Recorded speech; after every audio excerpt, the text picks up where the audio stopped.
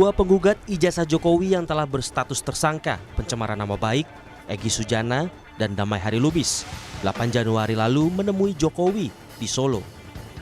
Banyak yang menduga keduanya menemui Jokowi untuk memohon pengampunan atas kasus yang sedang menjerat mereka.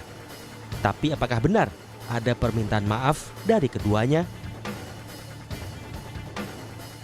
Tidak ada minta maaf. Oke. Saya ditanya. Oke kan? Secara hukum apa yang disampaikan Bang Egy, saya sama dengan 2 kali saya ulang.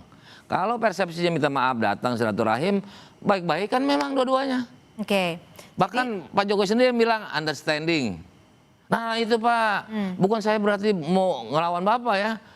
Saya mah bakalan menang lawan Bapak. Bapak kan orang hebat. Ah enggak, Bang Egy yang hebat. Egy Sujana juga membantah adanya permintaan maaf. Menurut kreator konten atau YouTuber Sentana TV, Michael Sinaga, yang berkomunikasi lewat telepon dengan Egy justru memberi nasihat pada Jokowi untuk menghentikan kegaduhan perkara ijazah.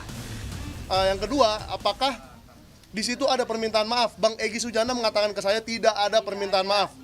Bahkan Bang Egy Sujana memberi nasihat kepada Joko Widodo untuk bagaimana caranya supaya perkara ini tidak membuat gaduh. Jadi kalau soal permintaan maaf itu tidak ada. Kalau memang ada perkataan dari Yakub Hasibuan atau orang lain yang mengatakan bahwa ada permintaan maaf, yo silakan. Ini Bang Egy sendiri yang ngomong ke saya. Ya kan? Apakah kita mau mempercayai orang kedua, orang ketiga, atau orangnya langsung? Ya kan? Dan Bang Egy Sujana juga nggak ada mengklarifikasi bahwa dia, oh iya sebenarnya saya minta maaf loh. Tidak ada sampai hari ini. Jadi omongan saya itu benar, bahwa melalui telepon meskipun tidak bertemu langsung, tapi itu langsung. Terlepas ada atau tidaknya permintaan maaf, tuan rumah pertemuan tak mempermasalahkannya. Jokowi menghargai niat baik silaturahmi Egy dan Harilubis dan berharap kepolisian bisa mempertimbangkan keadilan restoratif untuk keduanya. Menurut saya ada atau tidak itu tidak perlu diperdebatkan. Karena menurut saya niat baik silaturahmi itu harus saya hormati dan saya hargai.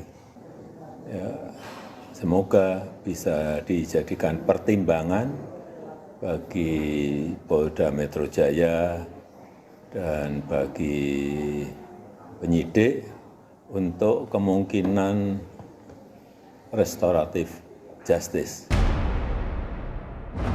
Apakah ini artinya Jokowi melunak dan berkenan memaafkan pihak yang sudah meragukan ijazahnya? Kuasa hukum Jokowi bilang permohonan restoratif justice sudah diajukan.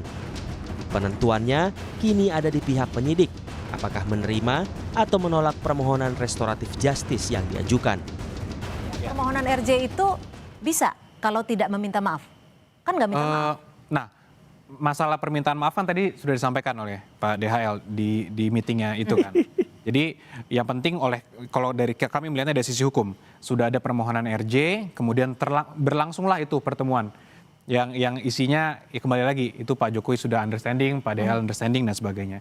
Kemudian dari kami juga Pak Jokowi sendiri pun sudah tadi menyampaikan bahwa sangat menghargai pertemuan itu dan oleh karenanya meminta para penyidik untuk mempertimbangkan. Nah, terakhirnya di siapa? Nanti para penyidik akan menilai apakah ini memenuhi atau tidak untuk dilakukan RJ. Penyidik Polda Metro Jaya mengaku permohonan restoratif justice sedang diproses. Menurut Direskrimum Polda Metro Jaya, permohonan restoratif justice bisa diterima dan difasilitasi asalkan kedua belah pihak sepakat. Pilihan restoratif justice adalah pilihan para pihak. Kami sebagai penyidik tentunya akan berada pada posisi yang netral. Mana yang menjadi pilihan upaya hukum yang diambil oleh para pihak itu menjadi hak dari para pihak itu sendiri. Nanti ketika para pihak sudah memutuskan untuk mengambil upaya hukum dengan melalui restoratif justice, tentunya KUHP kita juga mengakomodir itu dan kita akan pegang itu sebagai pedoman di dalam proses penegakan hukum kita. Damai Hari Lubis yang menemui Jokowi di Solo berharap status tersangkanya cepat dicabut. Ia mengaku sudah mengajukan penolakan ke kepolisian. Saya memang butuh bantuan penyidik untuk melepaskan status saya sebagai tersangka. Begitu juga Egy Sujana. Alasan saya minta dilepas daripada tersangka, 15 Desember saya udah masukkan. 15 Desember surat ini. Saya ini, Egy menggunakan penolakan, menggunakan pendapat pakar, kalau nggak salah Pak Muzakir, saya ada. Ya. Bahwa saya nggak dilaporkan. Betul. Ya, saya belum pernah diadukan ke Kongres Advokat, sementara saya buka. Sementara Roy Suryo, tersangka lain di kasus ijazah Jokowi, mengaku tak terpengaruh dengan pertemuan Jokowi dan 2 tersangka kasus ijazah. Termasuk kemungkinan lepasnya status tersangka Egy dan Hari Lubis melalui restoratif justice. Menurut Roy, ia akan tetap membongkar kasus ijazah Jokowi hingga tuntas. Saya lebih baik khusnuzon, berpraduga baik ya. Apalagi Bang DL, Bang Egy juga sudah WA-WA-an ke saya. Jadi kami menghormati masing-masing untuk bersikap. Mau itu tadi saya nyebutnya JC ya, tapi sebenarnya RJ, Restoratif Justice. Atau mau apa dimaafkan, udah terserah. Tapi yang penting adalah kami tetap strict dengan dengan standing kami bahwa kami harus bongkar itu. Apalagi kemarin ya KIP ya tadi pada beritanya juga Komisi Informasi Pusat sudah memerintahkan KPU untuk membuka. Saat ini Polda Metro Jaya sudah melimpahkan berkas perkara Roy Suryo, Rismon Sianipar dan Dr. Tifa ke Kejaksaan dalam kasus dugaan fitnah ijazah palsu Jokowi.